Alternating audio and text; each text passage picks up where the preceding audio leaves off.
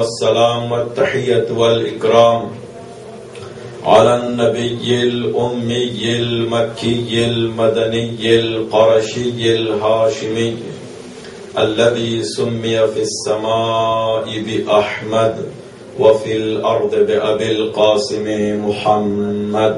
اللهم صل على محمد وعلى محمد وعلى آل بيته الطيبين الطاهرين المعصومين المظلومين سيما بقية الله الأعظم روحي وأرواح العالمين لتراب مقدمه الفداء واللعنة الدائمة على أعدائهم أجمعين من الآن إلى قيام يوم الدين.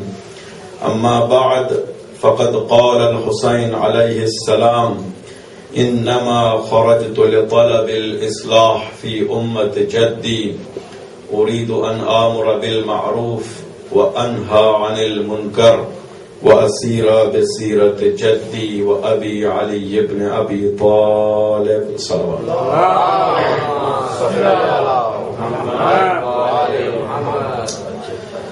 سب سے پہلے بارگاہ رب العزت میں بے انتہا انکساری کے ساتھ شکر گزار ہوں کہ اللہ نے ہمیں توفیق دی کہ پھر سے زہرا کے لال کا ماتم کر سکیں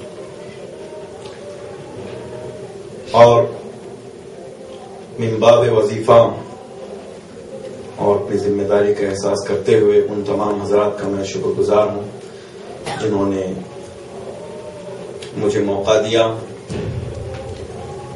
ان حضرات کا جنہوں نے دعوت دی اور ان حضرات کا جنہوں نے کمیونیکیٹ کر کے یہاں کے حالات سے آگاہ کرایا، اور ان تمام حضرات کا جنہوں نے اپنے مفید مشوروں سے نوازا اور اچھے اچھے کامنٹس بھی کیے جو میری ترقی میں کافی مؤثر ثابت ہوئے، اور آپ تمام حضرات و خواتین کا کہ جو ہماری سما خراشی کو مسلسل برداشت کرتے رہے، اور امید ہے کہ اگر اس میں کوئی نقص یا کمی پائی جاتی ہو تو یہ ہماری بے بضاعتی ہے. آپ اپنی بزرگواری سے مجھ حقیر کو معاف فرمائیں گے اور ہمیشہ اپنی دعاؤں میں انشاءاللہ یاد فرمائیں گے. یقیناً یہ ہم سب کی ذمہ داری ہے، ہم سب اس میں سہیم ہیں. روایتوں میں ملتا ہے کہ جب جناب سلیمان پیغمبر اپنی فوج لے کر گزر رہے تھے کسی راستے سے تو وہاں ایک چونٹی نے اپنے جتھے سے فریاد کر کے کہا اپنے گھونسلوں کے اندر چلے جاؤ، اپنے گھروں کے اندر چلے جاؤ، یہ فوج تمہیں کچل ڈالے گی. چونکہ جناب سلیمان پیغمبر حیوانات کی زبان سے واقف تھے، اس چونٹی کو اٹھایا اور اس سے گفتگو کی. مجھے تفصیل میں جانا نہیں ہے، بس یہ عرض کرنا ہے کہ گفتگو کے بعد چونٹی نے ایک ٹڈے کے ران کو بطور تحفہ جناب سلیمان پیغمبر کے سامنے پیش کیا اور اس نے کہا یہ سب سے بڑی ہماری طاقت یہی ہے، یعنی ہماری پوری طاقت کو جمع کریں تو یہ سب سے بہترین تحفہ ہے جو آپ کی خدمت میں پیش کر سکتے ہیں. حالانکہ ٹڈے کی ران جناب سلیمان پیغمبر کے لیے کچھ نہیں ہے مگر چونٹی کے لیے بہت کچھ تھا.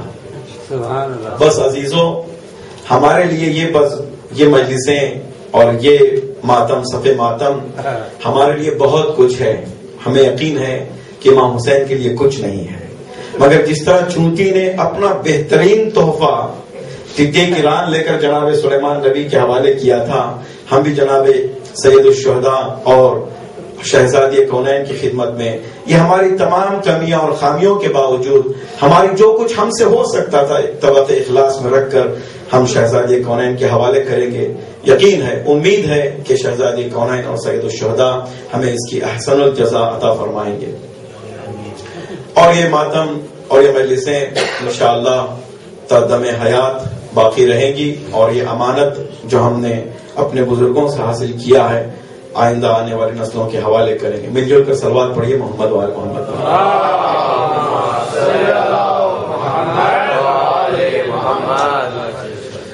تقریباً 8 مجلسوں میں جو میں نے آپ کی خدمت میں عرض کرنے کی کوشش کی اور ہم نے وعدہ بھی کیا تھا کہ یہ فائلز ہیں جس کو ہم نے کریٹ کیا ہے، اور اس فائلز کو متصل کرنا اور ایک دوسرے سے رابطہ قائم کرنا یہ آج کی مجلس کا ٹاسک ہے. مجھے امید ہے کہ میں وقت مقررہ کے اندر ہی، چونکہ ابھی ماتم یہاں ہوگا اور شب بیداری بھی ہوگی، اور انشاءاللہ ہم لوگ اپنی پوری طاقت اور پورے اخلاص کے ساتھ اپنے امام کو پرسہ دینا ہے. جو امام ہمارا پردہ غیب میں ہمارے آزاداری کا شاہد ہے، اور اس شہزادی کو بھی پرسہ دینا ہے جو ہماری مجلسوں میں مسلسل شریک رہی ہیں اور انشاءاللہ ہمارے اشکوں کو اپنی رومال میں جگہ عنایت فرما رہی ہیں. ہم نے عرض کیا کہ دو طرح کی طاقتیں ہوتی ہیں، ایک مادی طاقت ہے اور ایک معنوی طاقت ہے. اور مادی طاقت محدود ہوتی ہے اور معنوی طاقت بہت وسیع ہوتی ہے اور طاقتور ہوتی ہے. اور یہ بھی عرض کیا کہ انبیاء اور ائمہ معصومین جو ہماری ہدایت کے لیے تشریف لائے ہیں وہ معنوی طاقت کو بتانا چاہتے ہیں، اگرچہ مادی طاقت کو بھی انکار نہیں کیا. اور وہ چاہتے ہیں کہ اپنا اسٹیٹس کو چھوڑ کر وہ ہم جیسا بن کر، آئیڈیل اور نمونہ بن کے انہوں نے ہمارے لیے سبق دیا کہ دیکھو تم اوپر اٹھو، اپنے اسٹیٹس کو بلند کرو، اتنا بلند کرو کہ انسانیت کے مقام کو پا سکو. اور جب انسانیت کا مقام ملے گا تو انبیاء کا قرب ملے گا، جب انبیاء کا قرب ملے گا تو خدا کا قرب حاصل ہوگا، اور اسی میں آپ لوگوں کی نجات ہے.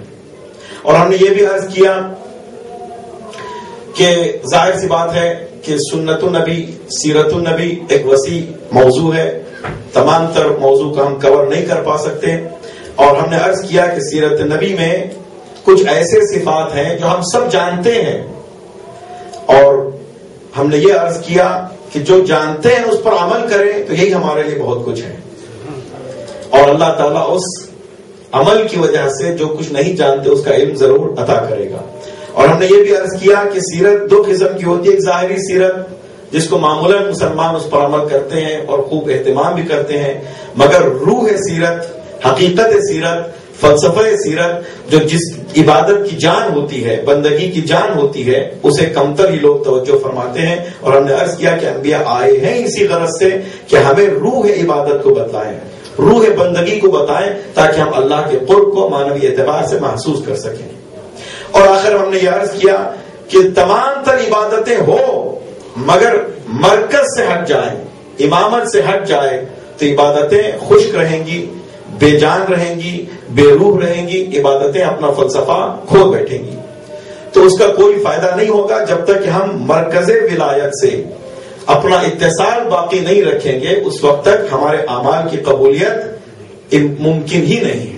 اعمال ہمارے ممکن ہے کہ ظاہری طور پر اللہ کو ثواب دے دے، مگر حقیقت میں اعمال کا نہ دنیا میں اس کا فائدہ ہوتا ہے اور نہ آخرت اس کی نجات ملے گی. تو ہم نے عرض کیا کہ امامت ایک ایسی کسوٹی ہے جس سے ہر چیز تولی جا سکتی ہے، ہر چیز کا کرائٹیریا ہے امامت. امامت ہو تو سب چیز ہے، امامت نہیں ہے تو کچھ نہیں ہے. یہی تو جھگڑا ہے عزیزان محترم، یہیں پر مسلمان پریشان ہوتے ہیں، یہیں پر مسلمانوں کو مصیبتیں آتی ہیں. آج جس دور سے مسلمان گزر رہا ہے، جس ذلت سے مسلمان گزر رہا ہے، اس کا ایک ہی سولوشن ہے کہ اب بھی دیر نہیں ہے. ہم گزشتہ نسلوں کی اعمال کے ذمہ دار ہم نہیں ہیں. اگر گزشتہ نسلوں نے کچھ غلطی کی ہے تو وہ جانے، ان کا اللہ جانے، مگر اب جو پریزنٹ نسل موجود ہے، اب جو ہم موجود ہیں، ہم ذمہ دار ہیں اپنے اعمال کے. تو اب بھی دیر نہیں ہے، اب بھی مرکز ولایت سے، امامت سے ہمارا رشتہ قائم کر لیں تو اب بھی نجات حاصل ہو سکتی ہے. اللہ کا دسترخوان ہمیشہ انسانوں کے لیے کھلا ہے اور آج بھی یہ نعمتیں فراہم ہیں. اب بھی دیر نہیں ہے کہ انسان جب بھی بیدار ہو سمجھ لے کہ امامت کیا ہے اور پرچم امامت کے تلے اپنی زندگی کو، دنیا اور آخرت دونوں کو سنوار سکتا ہے.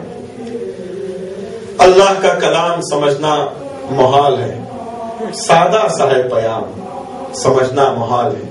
اللہ کا کلام سمجھنا محال ہے، سادہ سا ہے پیام سمجھنا محال ہے. امت رسول پاک کی فرقوں میں بٹ گئی، ایک لفظ ہے امام سمجھنا محال ہے. ایک لفظ ہے امام جس کے گرد ہر چیز قرار پاتی ہے. اگر یہ مرکز سے ہٹ جائے تو دائرہ مکمل نہیں ہو سکتا. تو عزیزان مطلب ہم نے یہ بھی تاکید کی کہ جو کانسیپٹ ہمارے یہاں امامت کا پایا جاتا ہے کسی قوم میں، کسی مکتب میں، کسی مذہب میں نہیں پایا جاتا، اور کوشش یہ کرنی چاہیے کہ اس کانسیپٹ کو اپنی زندگی میں جگہ دیں۔ اور ہم نے یہ عرض کیا کہ اس وقت ہم تیمم کے دور سے گزر رہے ہیں اور وضو پانی کا انتظار بیجا ہے، جب پانی آ جائے گا تیمم خود بخود باطل ہو جائے گا، ہم وضو کر کے انشاءاللہ نماز پڑھیں گے۔ یہ تیمم کا دور ہے، بہرحال اس میں کمیاں خامیاں ہو سکتی ہیں۔ تو آج اس بات کو میں عرض کرنے جا رہا ہوں، عزیزان محترم آپ ذرا توجہات میری طرف باقی رکھیں، کہ وہ کون سی سیرت تھی جو خطرے میں پڑ گئی، جس کو مسلمانوں نے بھلا دیا، جس کو زندہ کرنے کے لیے امام حسین علیہ السلام تحریک چلا رہے ہیں، قیام فرما رہے ہیں، نہضت کو آگے بڑھا رہے ہیں۔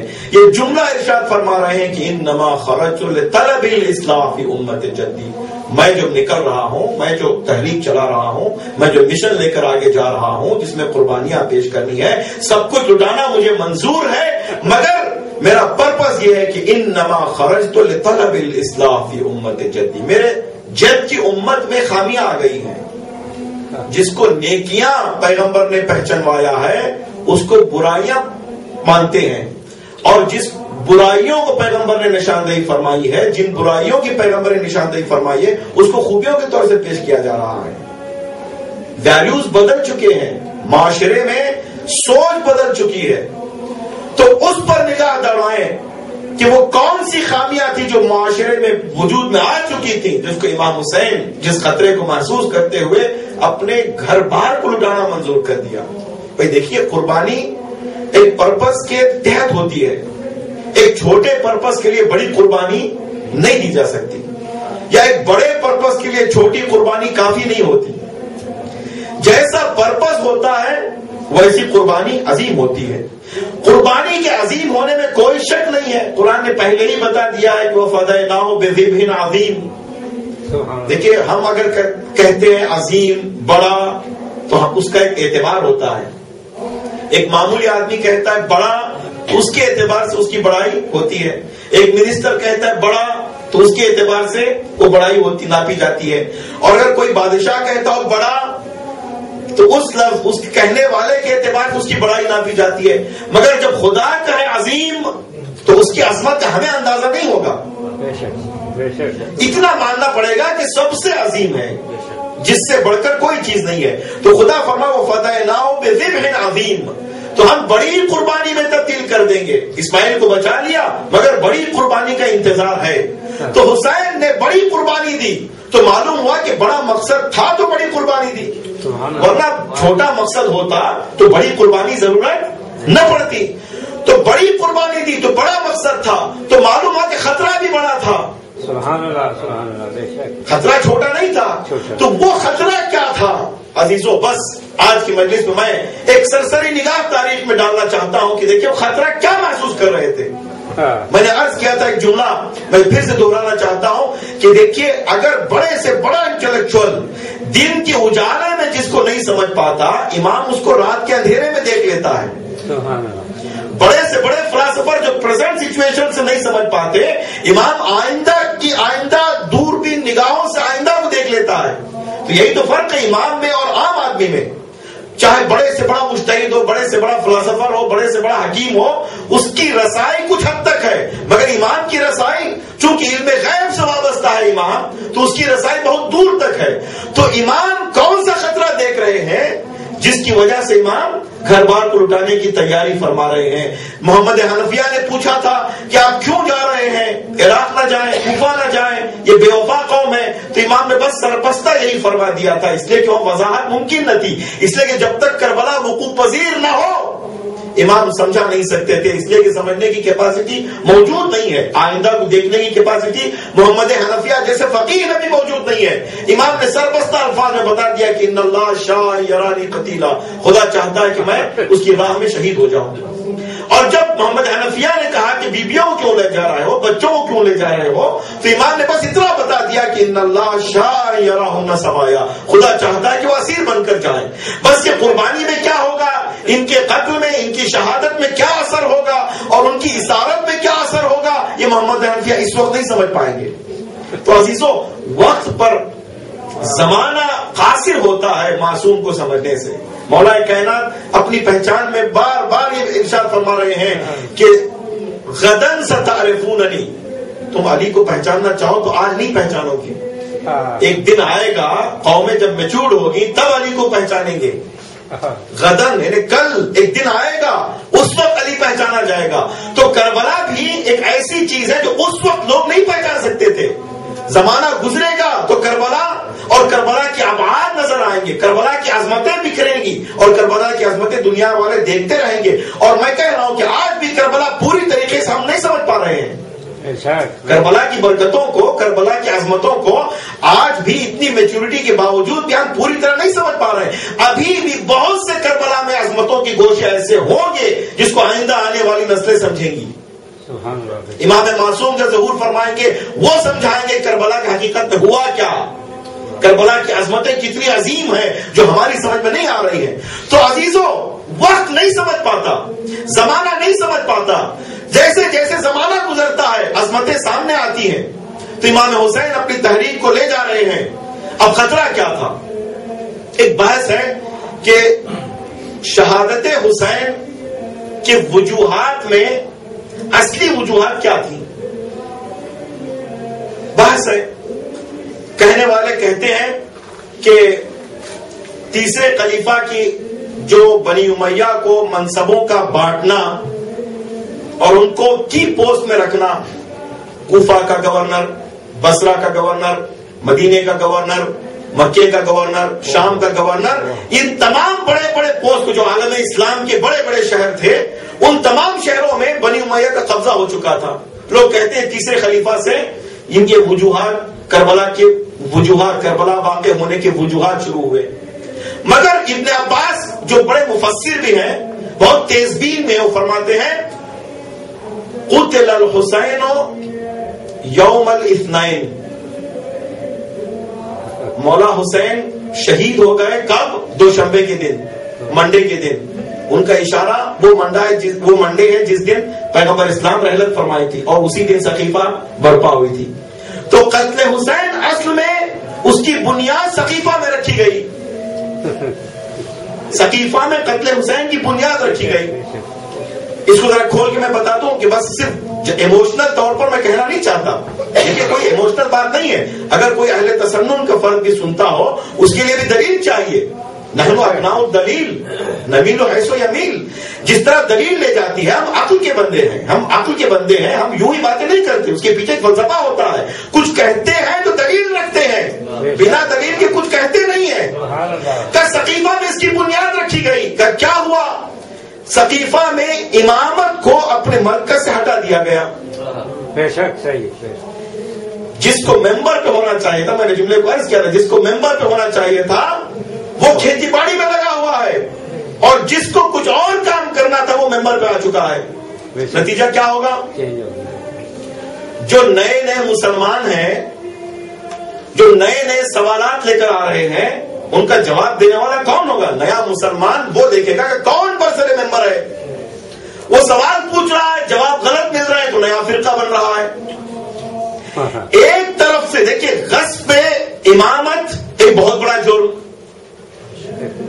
دوسرے غصب فدق دوسرا جرم. کا کیوں؟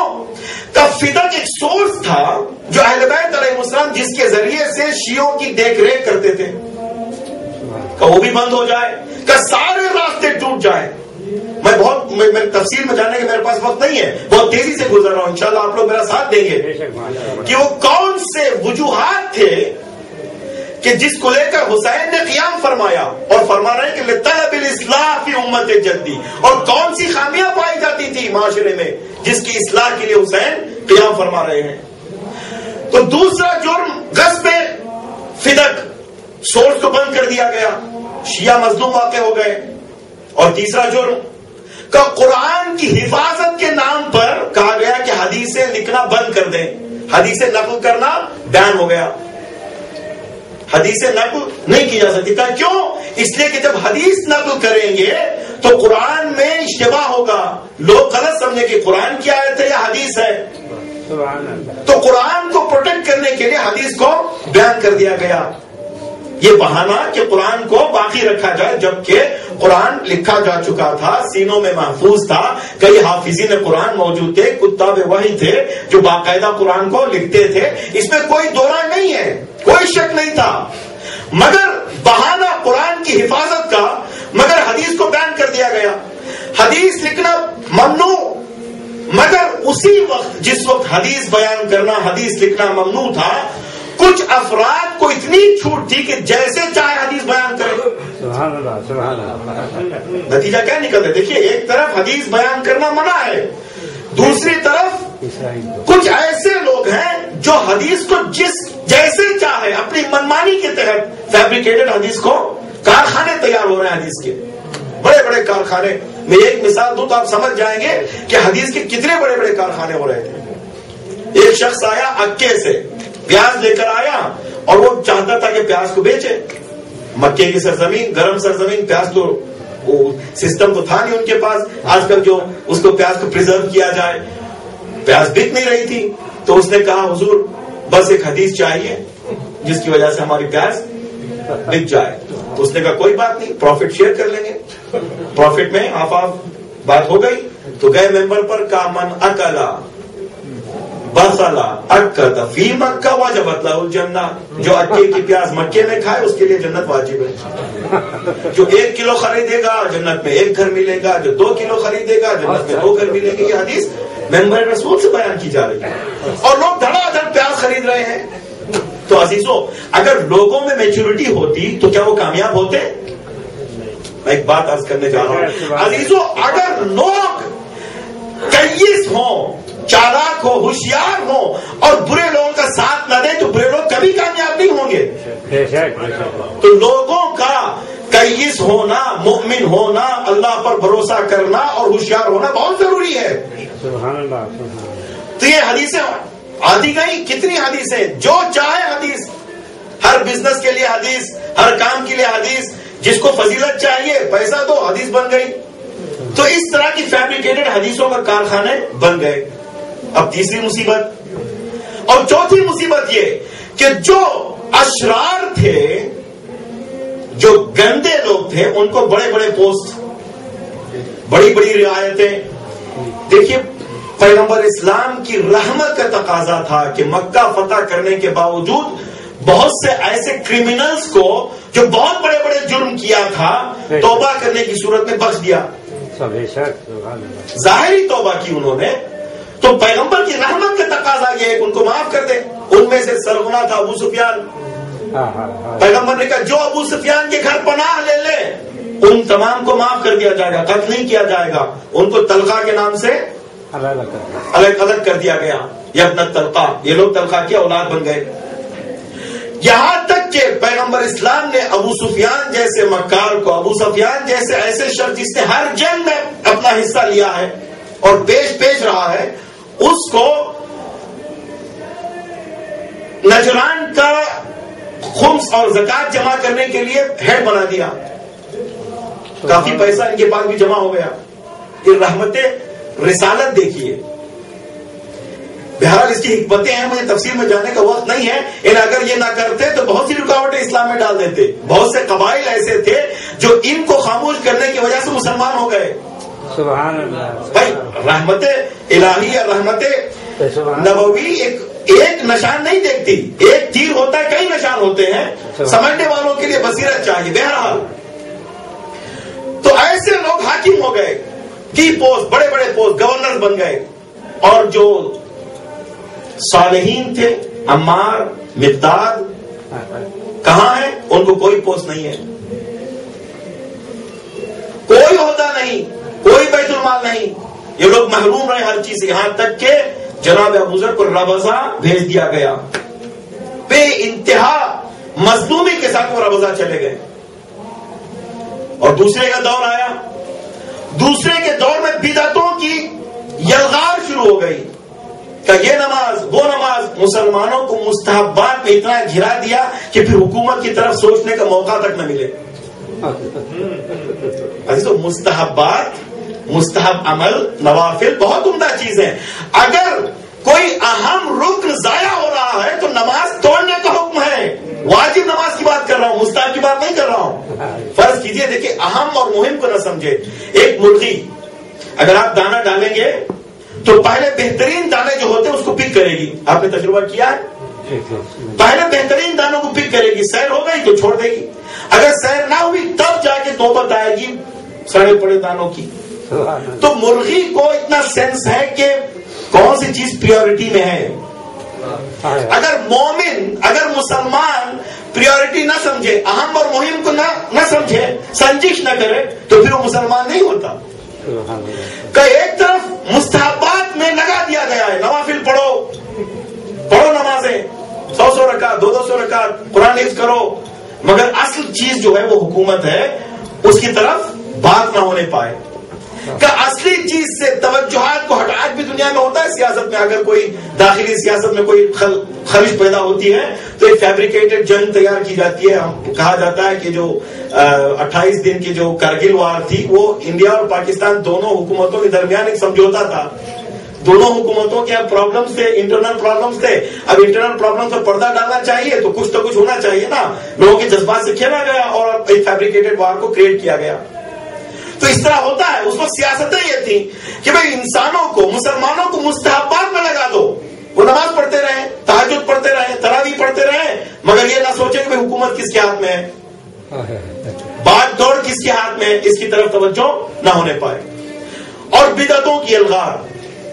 تیسرا کا دور آیا, میں بہت تیزی سے جا رہا ہوں. تیسرے کا دور آیا جس مادیت کو مٹانے اور مانویت کو اجاگر کرنے اور مانویت کی اہمیت کو بتانے کے لیے پیغمبر مبعوث ہوئے تھے, اسی مانویت کو روندا گیا اور مادیت سامنے آ گئی. وہ صحابی جو فداکاری کر رہے تھے, جنگوں میں اپنی جان کی بازی لگا رہے تھے اور فاقہ کشی کر رہے تھے اور دوسرے مومن کو ترجیح دے رہے تھے کہ وہ سیر ہو, ہم بھوکے رہیں, کوئی بات نہیں ہے, وہی صحابی آج بڑے بڑے محل بنانے میں مصروف ہیں, بے انتہا مال اکٹھا کرنے میں مصروف ہیں. بس وہ پوری معنویت ختم ہو گئی. اب معنویت کی جگہ مادیت لے لی. اب وہ پیغمبر کی تعلیمات اب سمجھ میں نہیں آئیں گے. عزیزوں, میں ایک جملہ کہوں گا, اگر ایک لقمہ آپ حرام کھائیں گے, ہم سب ایک لقمہ حرام کھائیں گے, تو روایتوں میں کہ 40 دن تک دعائیں قبول نہیں ہوتی. 40 دن تک دعائیں قبول نہیں ہوتی. کیوں؟ کہ جب تک وہ لقمہ ڈائجسٹ ہو کے خون بنتا ہے, جب تک خون ہمارے بدن میں رہے گا, معصوم کی بات اثر نہیں کرے گی. تو ظاہر سی بات, جب معصوم کی بات اثر نہیں کرتی تو دعا کی توفیق کہاں ملے گی, اور دعا ہوگی تو دعا قبول نہیں ہوگی. آپ کی توجہات میرے طرف رہیں. تو عزیزوں, معنویت کو کچلا گیا, مادیت حاکم ہو گئی, بس ایمان ختم ہو گیا. اب بڑے بڑے پوسٹ پر کون ہیں؟ ایسے لوگ ہیں جو صبح کی 2 رکعت کی بجائے 4 رکعت نماز پڑھتے ہیں.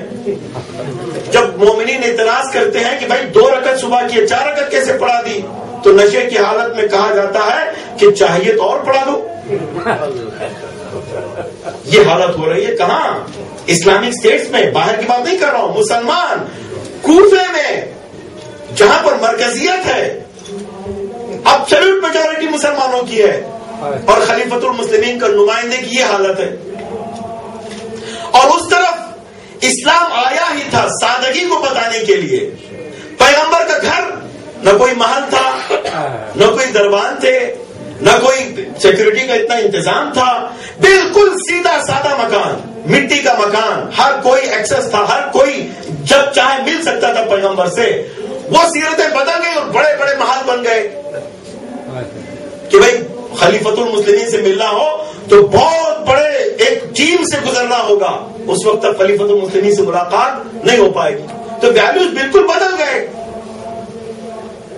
نوبت یہاں تک آئی, مسلمانوں کی فکر کہاں تک گر گئی کہ مسلمانوں کے یہاں ایک شخص آتا ہے کوفے سے اپنے اونٹ کو لیے ہوئے. عربی لینگویج میں جو نر اونٹ ہوتا ہے اس کو کہتے ہیں جمل, جو مادہ ہوتا ہے اس کو کہتے ہیں ناقہ.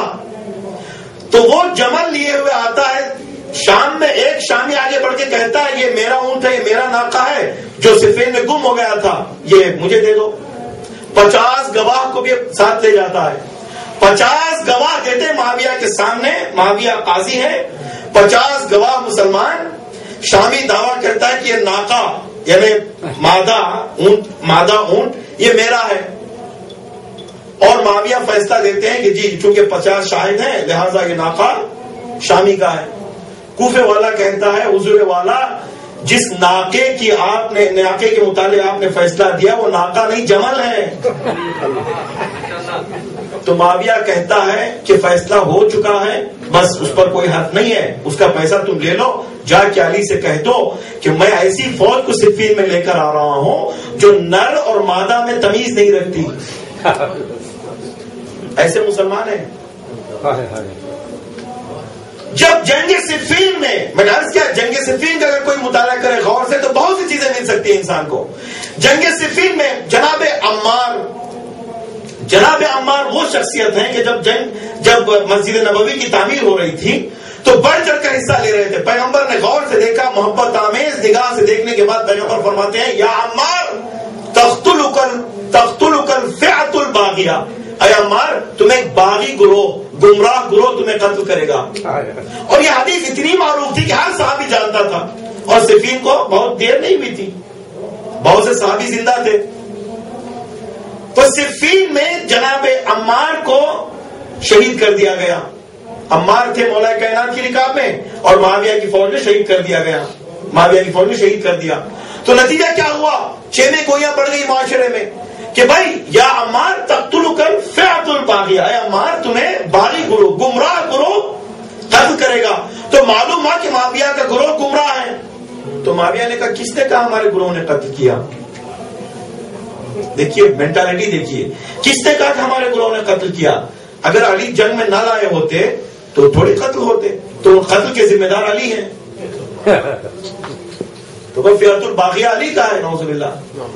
تو لوگوں نے آ کے مولا کائنات سے یہ بات بتائی تو مولا نے کائنات نے اگر عمار کے قتل اور عمار کی شہادت کی ذمہ دار میں ہوں تو حمزہ کی شہادت کی ذمہ دار کون ہے؟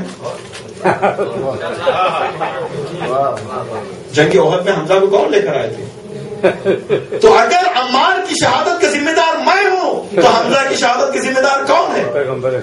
تو عزیزوں ویلیوز کتنی بدل گئی، مینٹالٹی مسلمانوں کی کتنی بدل گئی، میجورٹی مسلمان مان رہے اس چیزوں کو۔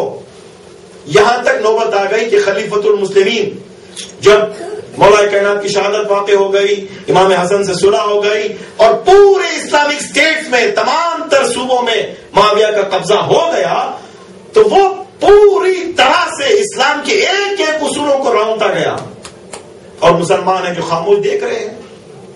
یہاں تک کہ خود اہل سنت کے بہت بڑے عالم البیرونیس انڈیا، اس کتاب میں دیکھیے ترجمہ ہے، آپ آن لائن بھی اویلیبل، البیرونیس انڈیا میں وہ لکھتے ہیں کہ جب شمال شامات میں کچھ مورتیاں سونے اور چاندی کی ملی، کچھ بت ملے، تو معاویہ نے اس کو پالش کر کے ہندوستان کے راجاؤں کو بھیج دیا۔ میں نے آسانی سے کہا کہ آپ نے سن لیا، اس کے معنی معلوم ہے کیا ہے؟ یعنی جس بت پرستی کو مٹانے کے لیے پیغمبر نے 23 سال محنتیں کی، اسی بت پرستی کو خلیفۃ المسلمین فروغ دے رہا ہے۔ کیا ہو رہا ہے سوسائٹی میں؟ اور سب خاموش ہیں، کون کو پیسہ چاہیے؟ کا ایک ایک حکم اسلامی، ایک ایک پرنسپل آف اسلام روندا جا رہا ہے۔ اتنا دبدبا، اتنا خفقان کہ کسی کو بات کرنے کی مجال تک نہیں۔ میں نے عرض کیا تھا کہ مولا حسین نے مینا میں انٹلیکچوئلز اور علماء کو اکٹھا کر کے خطبہ دیا، اور خطبے میں یہ صاف الفاظ میں ارشاد فرمایا کہ دیکھو اگر معاویہ تخت خلافت پر ہے تو تم لوگ ذمہ دار ہو۔ معاشرے میں اگر امر بالمعروف اور نہی عن المنکر نہیں ہوتا تو اشرار حاکم ہو جاتے ہیں۔ اگر اچھے لوگ آگے نہیں بڑھتے، بہت توجہ چاہتا ہوں، اگر اچھے لوگ سوسائٹی کے کام کو بجا لانے میں آگے نہیں بڑھتے تو ظاہر سی بات ہے برے لوگ حاکم ہو جائیں گے، یا اچھے لوگوں کی اتباع نہ کی جائے تو برے لوگ حاکم ہو جائیں گے، یا یوں کو علی کو نہ مانو تو حجاج ابن یوسف ثقفی حاکم ہوگا، حسن کو نہ مانو تو معاویہ حاکم ہوگا، حسین کو نہ مانو تو یزید حاکم ہوگا۔ تو یہ دو چار والی بات ہے، اس میں کوئی دو رائے نہیں ہے۔ تو یہ حالات ہو رہا ہے، یہاں تک کہ وقت ایسا آیا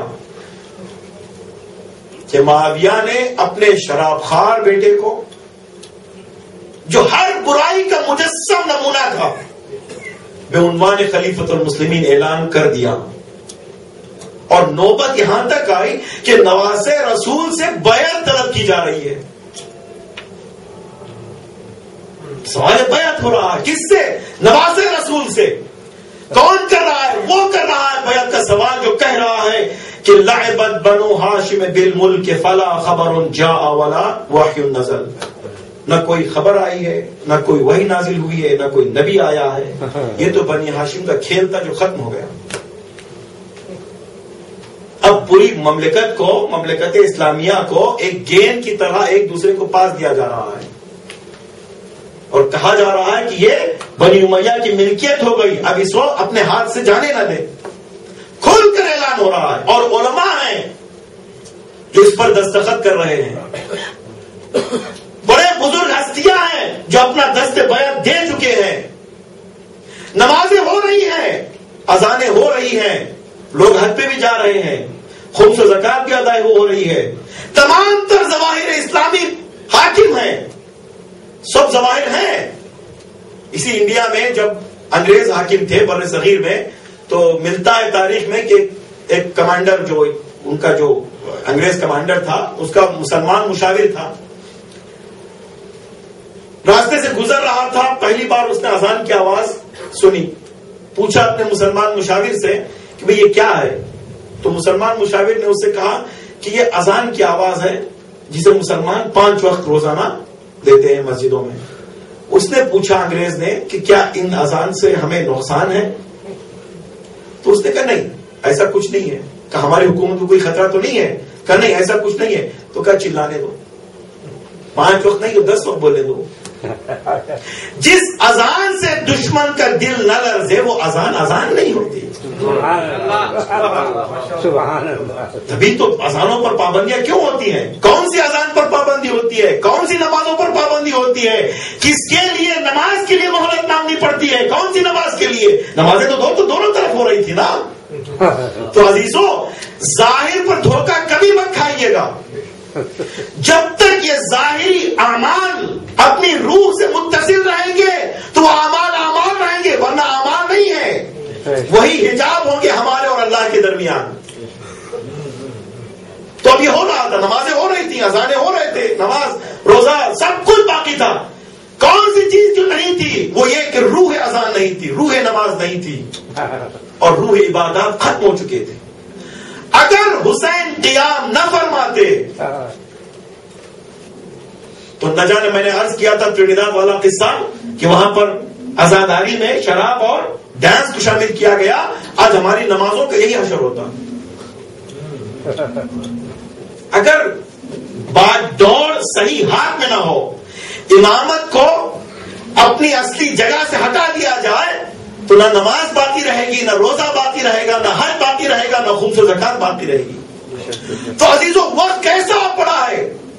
ایسا آ چکا ہے کہ تمام تر قوانین اسلام کو روندا جا رہا ہے. اور اس میں کون کون شامل ہے؟ علماء بھی، انٹلیکچوئلز بھی، بلکہ پورا اسلامی مملکت، پوری اسلامک اسٹیٹ حاوی ہو چکا ہے، مان چکا ہے، بیعت کر چکا ہے. بس ایک بیعت کا انتظار ہے. سوچنے کی بات ہے نا. اگر حسین بیعت نہ کرتے تو یزید کا کیا بگڑتا؟ بھائی جب سارے علماء بیعت کر چکے ہیں، بڑے بڑے مشہور ہستیاں بیعت کر چکے ہیں، انٹلیکچوئلز بیعت کر چکے ہیں، گورنرز اپوائنٹ ہو چکے ہیں، سب کچھ چل رہا ہے، تو پھر حسین کی بیعت کی ضرورت کیا تھی؟ تو عزیزو، یہیں سے معلوم ہوتا ہے کہ سب چیز موجود ہو اور حسین کی بیعت نہ ہو تو کچھ نہیں ہے. تو گویا یزید بھی اچھی طرح سمجھ سکتا تھا کہ حسین کی بیعت ہے جو فرض پیدا کرتی ہے حکومتوں کو. ورنہ حکومتیں ہوگی، تخت ہوگا، تاج ہوگا، مگر دلوں پہ حکومتیں نہیں ہو سکتی. تو حسین ہے جو مدینے میں اس کو سن رہے ہیں کہ اب خلیفہ وقت ان سے بیعت کا سوال کر رہا ہے. تو حسین نے برجستہ الفاظ میں بتا دیا کہ مثلی لا یبایع مثلا، مجھ جیسا، یزید جیسے کہ ہرگز بیعت نہیں کر سکتا. یعنی پیغام دے رہے ہیں کہ دیکھو، میرے مشن کو کربلا سے محدود نہ کرو، میرے مشن کو 61 ہجری سے محدود نہ کرو. مجھ جیسا جہاں کہیں بھی ہو، جب کہیں بھی ہو، یزید جیسے کہ بیعت ہرگز نہیں کر سکتا. گویا حسین یہ بتانا چاہتے ہیں کہ دیکھو اگر میں پوری یزیدیت کو پلٹ کے نہ رکھ دوں تو حسین حسین نہیں ہے. گویا پورا کفر جمع ہو چکا ہے یزید کی شخصیت میں اور پورا ایمان جمع ہو چکا ہے حسین کی شخصیت میں. اگر حسین بیعت کر لیتے تو اسلام ختم ہو جاتا. گویا 1,24,000 انبیاء کی محنتیں بیکار ہو جاتی اور پورے اماموں کی، امام اول و معصوم کونین اور امام دوم کی محنتیں بھی بیکار ہو جاتی. بس ساری محنتیں ایک حسین کے ہاتھ میں ہے. تبھی تو ہم حسین کو یہ آواز دیتے ہیں، السلام علیکہ یا وارث آدم صفوۃ اللہ، السلام علیکہ یا وارث نوح نبی اللہ. اے تمام انبیاء کے وارث حسین، تم پر ہمارا سلام ہو. کر کیوں؟ اس لیے کہ اگر تمہاری قربانی نہ ہوتی تو تمام انبیاء کی محنتیں ضائع ہو جاتی، اسلام باقی نہ رہتا. تو گویا خدا کی خدائی کی بقا کا نام حسین ہے. خدا کی خدائی کو بچا لیا حسین نے اپنی قربانی دے کر. تو اللہ نے کہا ہے حسین تو نے سب کچھ میرے نام کی حفاظت کے لیے دے دیا، تو تیرا نام جب تک خدا کی خدائی باقی رہے گی، اے حسین میں تیرا نام کو باقی رکھوں گا، تیرے نام کو زندہ رکھوں گا. یہ مجلس ہے بس اسی قربانی کا نتیجہ ہے. تو عزیزو اب حسین مدینے میں بیٹھ کر خط لکھے مسلمانوں کے ہیڈز کو، بڑے بڑے علماء کو. کیا مسئلہ حل ہونے والا ہے؟ نہیں. تقریر کرے مسجد نبوی میں، کیا مسئلہ حل ہونے والا ہے؟ مکہ آئے، مکہ میں سب کو اکٹھا کیا، بتایا کہ مسئلہ حل ہونے والا ہے؟ کہ نہیں. کہ جب تک اس اسلام کو، جب تک خون نہ دیا جائے یہ درخت تناور ہونے والا نہیں ہے. تو زمانہ نہیں سمجھ پا رہا. محمد حنفیہ جیسی عظیم شخصیت کہہ رہی ہے کوفہ نہ جانا. 70 سال تک مولا کائنات کو برسر ممبر لعن کیا گیا ہے، سب کیا گیا ہے، گالیاں دی گئی ہیں بعنوان قربتاً اللہ. اب جس ممبر سے امیر المومنین کو گالیاں دی گئی ہیں اسی ممبر سے اگر خطبہ نہ پڑھا جائے تو پھر حسین حسین نہیں ہے. دنیا آج نہیں پہچان رہی ہے حسین کے اس اقدام کو، آج نہیں پہچان رہی ہے. سوالیہ نشان لگائے جا رہے ہیں، مگر حسین اپنے بچوں کو ساتھ لے جاتے ہیں، اپنی بیویوں کو ساتھ لے جاتے ہیں اور یہ چھوٹا سا قافلہ ایک میدان میں جمع ہوتا ہے. کیوں؟ اس لیے کہ جس ممبر سے علی اور اولاد علی کو لعن کیا جا رہا تھا اسی ممبر سے خطبہ دینا ہے، پہچانوانا ہے کہ علی کون ہے، علی کی اولاد کون ہے. تو اس کا راستہ کربلا سے گزرتا ہے. کربلا میں جب تک قربانیاں نہ دی جائیں اس وقت تک شام کی فتح نصیب نہیں ہوگی. کہ اگر عزیزو اگر کربلا میں حسین جیت گئے یا ہار گئے، یہ سوال کیا تھا مولا سے، مولا نے جواب میں یہ فرمایا کہ دیکھو اذان میں اگر میرے جد کا نام باقی ہے تو جان لینا کہ کربلا میں ہماری فتح ہوئی ہے. آج اگر اذان میں ہمارے جد کا نام باقی ہے تو کربلا میں فتح ہوگی. یا یوں کہوں کہ پوری یزیدیت اپنی پوری طاقت کو استعمال کرتے ہوئے ایک حر کو نہ روک سکی اور حسینیت نے اپنے پورے تابناکی کے ساتھ شب عاشور اعلان کر دیا کہ جو اصحاب مجھے ملے ہیں وہ نہ میرے نانا کو ملے ہیں اور نہ میرے بابا کو ملے ہیں اور نہ میرے بھیا کو ملے ہیں. ایک حسینی لشکر چھوڑ کر نہ جا سکا اور ایک حر کو پوری یزیدیت روک نہیں سکی. اس سے بڑھ کر کون سی جیت ہے؟ جیت مقصد کی ہوتی ہے. تو عزیزو حسین نے کتنی بڑی قربانی دی، کس لیے؟ کہ جس ممبر سے علی اور اولاد علی کو لعن کہا جا رہا ہے اسی ممبر سے سید سجاد کھڑے ہوں گے اور کہیں گے کہ دیکھ دنیا اگر جانتی ہے مجھے تو جان لے، اگر نہیں جانتی تو میں پہچانواؤں گا کہ انا ابن منا و مکہ، انا ابن زمزم و صفا. میں مکے کا بیٹا ہوں، میں مینا کا بیٹا ہوں، میں زمزم کا بیٹا ہوں، میں صفا کا بیٹا ہوں، میں مروہ کا بیٹا ہوں. کیوں؟ اس لیے کہ اگر میرے وجود سے مروہ زندہ ہے، میرے وجود سے صفا زندہ ہے، میرے وجود سے مکہ زندہ ہے، میرے وجود سے مینا زندہ ہے. تو گویا پہچانوا رہے، دیکھو جس ممبر سے تم علی اور اولاد علی کو لعن کر رہے تھے اسی ممبر سے اہل بیت کی پہچان کرائی جا رہی ہے. سبحان اللہ. نعرہ حیدری، نعرہ حیدری، صلوات محمد و آل محمد.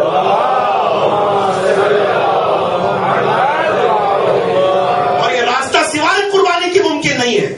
کہ حسین نے کہا تھا کہ ان اللہ شاء یرانی قتیلا، وَإِنَّ اللَّهَ شَاءَ يَرَاهُنَّ سَبَايَا، لوگ سمجھنے سے قاصر تھے. روایتوں میں ملتا ہے کہ جب شام غریبہ آئی اور خیمے جلتے گئے تو ایک ننھی بچی جس کا دامن جل رہا تھا، ہوا کے جھونکوں سے آگ بھڑک رہی تھی، وہ تیزی سے دوڑ رہی تھی. اس عالم میں عزاداروں، اس عالم میں ایک بنی قبیلہ بکر ابن وائل سے ایک عورت آگے بڑھتی ہے اور خیمے کے ایک ستون کو توڑتی ہے اور اپنے مردوں کو پیٹنا شروع کرتی ہے اور کہتی ہے تمہاری غیرت کو کیا ہو چکا ہے. یہیں سے انقلاب کا آغاز ہوا. حسین بچوں کو کیوں ساتھ لے جا رہے ہیں؟ اس لیے کہ ان بچوں کی ضرورت ہے. یہ بچے جگہ جگہ پر بیان کریں گے، جگہ جگہ پر فریاد کریں گے اور اسلام کی آواز کو سنائیں گے. اور یہ عورتیں، یہ بیویاں اپنے خطبوں سے یہ پہچانوائیں گی کہ اہل بیت ہیں کون. جس کو 70 سال سے زائد لان کہا جا رہا تھا، آج سنیں کہ اہل بیت کی حقیقت کیا ہے، اہل بیت کا انتصاب کس سے ہوتا ہے، اسلام باقی ہے تو کس سے باقی ہے. تو عزادارو، حسین نے پوری قربانی دی. کس کی قربانی؟ میں نے عرض کیا کہ بڑے مقصد کے لیے بڑی قربانیاں. کتنی بڑی قربانیاں؟ حبیب ابن مظاہر جیسی شخصیت کی قربانی کا مجتہد، حافظ قرآن، ایک سجدے میں قرآن ختم کرنے والے حبیب ابن مظاہر کو قربان کر دیا، جون کو قربان کر دیا، زہیر کو قربان کر دیا، ایک ایک صحابیوں کو لٹا دیا، قربان کر دیا. اور پھر اپنے اولاد کی نوبت آئی، علی اکبر جیسا کڑیا جوان قربان کر دیا، بھائی عباس کو قربان کر دیا، اونا محمد کو قربان کر دیا، قاسم کو قربان کر دیا. روایتوں ملتا ہے کہ جیسے جیسے ایک ایک قربانی حسین پیش کرتے گئے، حسین کے چہرے کی رونق بڑھتی گئی، حسین کے چہرے کا نور بڑھتا جاتا تھا. گویا حسین یہ سمجھ رہے تھے کہ میں اپنی ذمہ داری کو نبھانے میں ایک ایک قدم آگے بڑھ رہا ہوں. ایک قربانی پیش کی، چہرہ سرخرو ہو گیا، نور اور ساتے ہو گیا، یہاں تک کہ ساری قربانیاں پیش کر دی حسین نے. اب حسین ہے اور نرغہ عادا ہے، حسین ہے میدان کربلا ہے، حسین ہے جو خطبہ دے رہے ہیں. کتنا سخی انسان ہے حسین، کتنا قریب انسان ہے حسین. اس عالم میں خطبے میں ارشاد فرماتے ہیں، ہے تم میں سے کوئی جو اب بھی توبہ کر لے. تم نے میرے قاسم کو قتل کر دیا، تم نے میرے اکبر کو شہید کر دیا، تم نے میرے عباس کے بازوؤں کو کاٹ دیا، تم نے سب کو قتل کر دیا. میں اکیلا ہوں، میں سخی ابن سخی ہوں. اب بھی تم میں کوئی ہے جو توبہ کر لے تو میں معاف کرنے والا ہوں. کائنات انسانیت میں، دنیا انسانیت میں کوئی ایسا کریم ہم نے نہیں دیکھا جو اتنی قربانیوں کے باوجود دشمن سے کہتا ہو کہ دیکھو اب بھی توبہ کا موقع ہے، میرا دروازہ کھلا ہے. مگر کوئی جنبش نہ ہوئی تو حسین نے ایک جملہ فرمایا کہ تمہاری حرام غذاؤں نے تمہاری رگوں میں حرام خون دوڑا دیا ہے، اب میری باتوں کا تمہارے دل پر اثر نہیں ہوگا. اب حسین ہے جو آخری جملات کو اتمام حجت کے طور پر کہہ رہا ہے. ایک مرتبہ حسین نے آواز استغاثہ کو بلند کیا کہ ہر من ناصر ینصرنا، ہے کوئی جو اس غریب کی مدد کرے، ہے کوئی جو اس بے وطن کی مدد کرے، ہے کوئی جو اس بے کس کی مدد کرے. عزاداروں، آواز استغاثہ در و دیوار سے ٹکرا رہی تھی. گویا کائنات کود رہی تھی حسین کے ساتھ کہ ہر من ناصر ینصرنا، ہے کوئی جو حسین کی مدد کو پہنچے. اتنا سننا تھا کہ علی اصغر اپنے جھولے میں نہ سنبھل پائے، گریا ازاری کیا، جھولے سے اپنے آپ کو گرا دیا، خیمے میں کوہرام برپا ہو گیا. عزاداروں، ماتم کی تیاری کر رہے ہو، آج آخری رات ہے جو حسین کو رخصت کرنا ہے اور کل کی شام غریبہ ہم غم منائیں گے اور شہزادی کو پرسا دیں گے. بس یہ آخری لمحات ہے، آخری ساعات ہے جو حسین کو ہم ودا کر رہے ہیں. اس محرم میں ودا کریں گے مگر حسین ہمارے دلوں سے جانے والے نہیں ہیں. جب تک زیز باقی ہے، جب تک حیات باقی ہے، جب تک سانس باقی ہے، ہم حسین کا ماتم ضرور کرتے رہیں گے. مگر عزاداروں، کہ وقت ایسا ہے کہ حسین نے تمام تر قربانیوں کے دینے کے باوجود اب جب خیمے میں آئے دیکھا ننھا اصغر ہے، شش ماہا ہے جو بلک رہا ہے. اپنے ہاتھوں میں اٹھایا، اصغر کے کان میں کچھ کہا، اب روتا ہوا اصغر، بلکتا ہوا اصغر اب چپ ہو جاتا ہے. نہ جانے اصغر کے کان میں کیا کہہ دیا حسین نے. یہی تو کہا ہوگا کہ اصغر گھبرانا نہیں، تمہاری نوبت بھی آنے والی ہے. تو ننھے اصغر کی معرفت دیکھیے کہ اب اتمام حجت کے لیے حسین ننھے اصغر کو ابا کے دامن میں چھپاتے ہوئے میدان کی طرف آتے ہیں. اولاد والوں جگر پہ ہاتھ رکھ کے اور تھام کے جگر تھام کے سنیے گا. اور اگر جی بھر کے رونا ہو تو بس یہ آخری راتیں ہیں, یہ شب عاشور ہے, آج ہمیں پرسہ دینا ہے, جی بھر کے روئیے گا. عزاداروں اس ہن اصغر کو حسین نے ابا کے دامن میں چھپا کے جو میدان لائے تو دشمن یہ سوچ رہا تھا کہ حسین صلح کرنے کے لیے قرآن لے کر آ رہے ہیں. عزاداروں دشمن کا گمان غلط نہیں تھا, یہ قرآن نہیں قرآن کا پارا تھا کہ حسین اتمام حجت کے لیے میدان لا رہے ہیں. میدان میں لے آتے ہیں اور دشمنوں سے مخاطب ہو کے کہتے ہیں دیکھو اگر میں تمہارے نگاہ میں خطا کار ہوں, اس بچے کی کیا خطا ہے؟ یہ معصوم بچہ جس کی ماں کا دودھ خشک ہو چکا ہے, یہ 3 دن اور رات سے پیاسا ہے, اس بچے کے لیے پانی کی سبیل کرے. روایتوں میں ملتا ہے کہ دشمن ششدر ہو گئے, دیکھ رہے ہیں کیا کریں سمجھ میں نہیں آتا. اتنے میں حسین نے دیکھا کہ کوئی جنبش نہیں ہو رہی ہے دشمن کی طرف سے, تو حسین نے آخری اتمام حجت کی کہ اس جلتی ہوئی زمین پر اصغر کو لٹا دیا. اصغر تم اپنی اتمام حجت کرو, یہ حجت خدا کا بیٹا خشک زبان کو خشک لبوں پر پھیرا. فوج اصفیاء میں ہلچل مچ گیا, عمر صادقہ اور ملا اختا کلام الحسین, حسین کے کلام کو ختم کر دے. اور میرا آگے بڑھتا ہے کہا بڑے کو ختم کر دوں یا چھوٹے کو؟ ایک مرتبہ حکم ہوتا ہے کہ علی اصغر کو نشانہ بنایا جائے.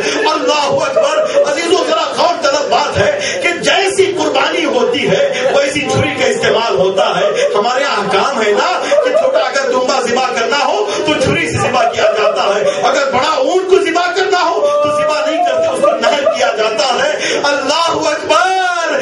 تیرے سے شعبہ ننھا سا گلا, روایتوں میں ملتا ہے کہ نہ تنہا علی اصغر کا گلا چھل گیا بلکہ علی اصغر ذبح بھی ہو گئے. ماں نے کہا اور مثلو کا ینہر, اے بیٹا کہ تجھ جیسا بھی ذبح کیا جاتا ہے.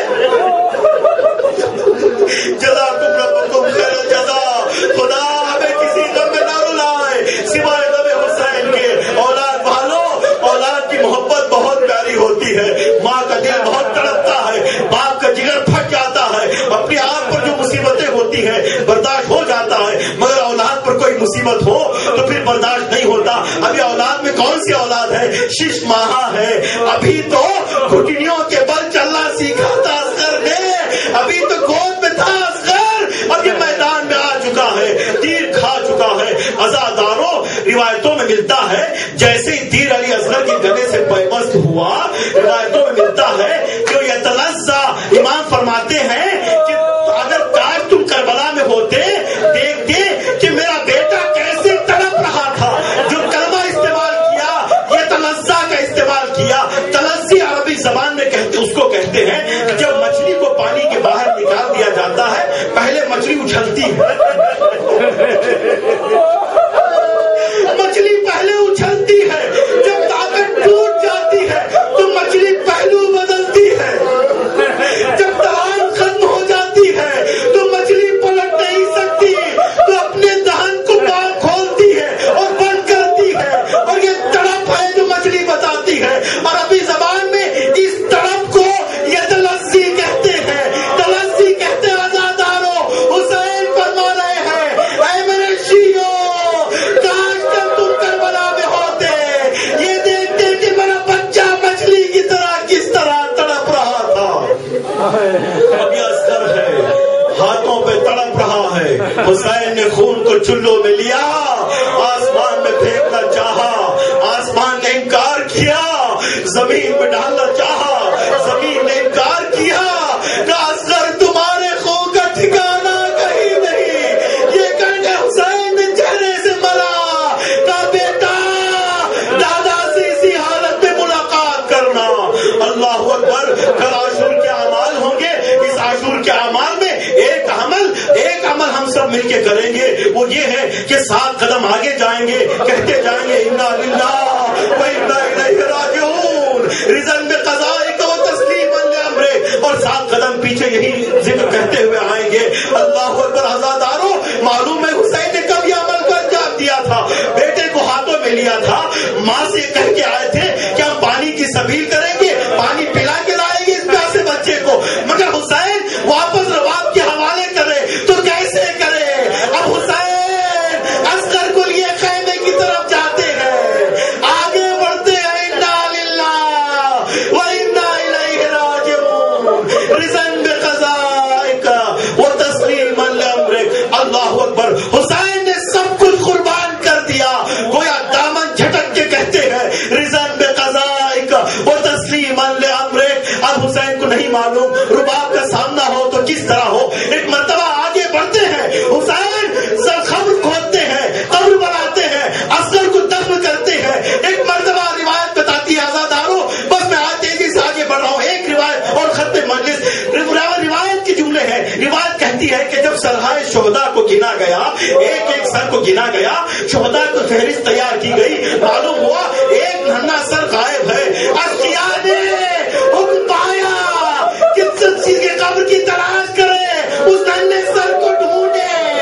نیزہ لے کر اشقیاء زمین کربلا میں دستے گئے, ایک ننھا سا سر نکلا.